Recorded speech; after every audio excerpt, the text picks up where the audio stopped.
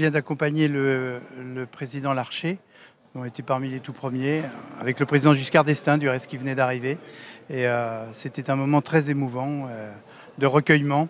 Et je crois qu'on avait aussi besoin de montrer que le Sénat, qui est vraiment tout près, était aussi présent à ce premier hommage. Nous serons bien évidemment demain très nombreux aux Invalides. Un véritable moment d'unité nationale, comme on va pouvoir le voir dans quelques instants au Sénat avec l'hommage qui va être rendu au début des questions d'actualité. Absolument, je crois que c'est très important que la représentation nationale montre que nous sommes solidaires, nous avons des responsabilités, vous le savez, en matière de lutte contre le terrorisme.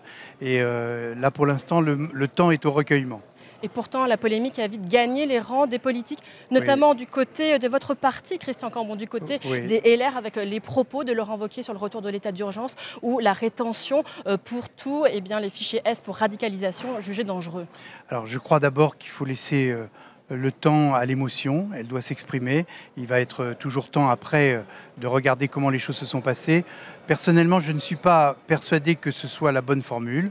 L'état d'urgence. Je pense que la loi de sécurité a repris de très nombreuses dispositions de l'état d'urgence et il faut arrêter à chaque fois qu'il y a un problème de dire on va voter une loi supplémentaire.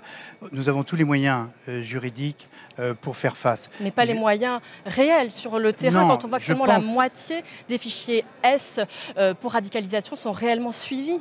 Je pense effectivement qu'il faut réfléchir à ces fichiers S et peut-être essayer de trouver une autre méthode, revenir sur le terrain. Vous savez, moi j'ai connu le temps où il y avait des gendarmeries qui avaient les moyens et qui repéraient à l'époque, c'était évidemment moins grave que ce que nous connaissons maintenant, mais il y avait véritablement une présence sur le terrain. Je crois que c'est très important de revenir vers ça et la commission de la défense va bien évidemment se pencher sur ce problème. Vous appelez à plus de moyens dans la future loi de programmation militaire? Absolument, et ça va faire partie des suggestions que nous allons faire dans quelques jours lorsque le texte va venir en discussion ici au Sénat.